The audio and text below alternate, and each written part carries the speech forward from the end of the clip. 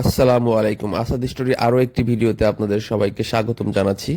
তো আজকে আমরা বের হয়েছি হচ্ছে সোনামুখীর উদ্দেশ্যে, কারণ ওইখানে আমাদের একটা কাজ রয়ে গ্রামের গেছে। এই রাস্তাগুলো দিয়ে চলাচল করতে ভালোই লাগে, চারিদিকে সবুজ গাছপালা, তারপরে হচ্ছে হালকা হালকা ঠান্ডা, হালকা হালকা রোদ, এত সুন্দর একটা পরিবেশ। তো যেখানেই থাকি না কেন নামাজ তো বাদ দেওয়া যাবে না। সোনামুখী বাজারে এসে ছোট্ট একটা মসজিদে জোহরের নামাজ আমরা আদায় করে নেই। তো জোহরের নামাজ আদায় করা হয়ে গেলে আপনার হচ্ছে আমরা কাজের উদ্দেশ্যে বের হয়ে যাই। এটা হচ্ছে সোনামুখী বাজার। আজকে যেহেতু হাটের দিন না, এর জন্য লোকজন কম। এখানে এত মনোযোগ দিয়ে সবাই লুডো খেলছিল, এই মনোযোগটা যদি অন্য কাজে দিত তাহলে অনেক উপকার হতো মনে হয়। তো যাই হোক, আমরা অপেক্ষা করছি একজনের জন্য, ওনারা আসবেন আর কি, আসলে আমরা কাজটা সম্পন্ন করব। এরপরে আমি হচ্ছে যাই সোনামুখী বটতলা। এখানে যে আমরা এখানে গাড়িটা রেখেছিলাম আর কি, তো এটা আছে নাকি চুরি হয়ে গিয়েছে এটা দেখার জন্য আমি আসলে গিয়েছিলাম এখানে।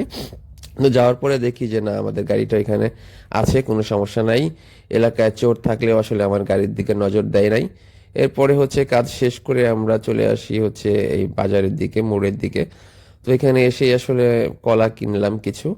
তো এখানে আবার ফ্রেশ পেয়ারা বিক্রি করছে, পেয়ারাগুলো দেখে আসলে আমাদের লোভ লেগে গিয়েছিল। এত সুন্দর ফ্রেশ পেয়ারা, কিন্তু দামটা হচ্ছে অনেক বেশি, 80 টাকা কেজি চেয়েছিল। তো আমরা হচ্ছে বস্তার ভিতর থেকে আপনার হচ্ছে বেছে বেছে পেয়ারাগুলো নিচ্ছিলাম। তো আমরা পেয়ারা কিনছিলাম, আর হচ্ছে আমি একটু চাচার দিকে তাকিয়েছিলাম যে এখানে তো পেয়ারার দোকান বসিয়েছে, তো চাচা ক্ষীরা কোথায় পেলো।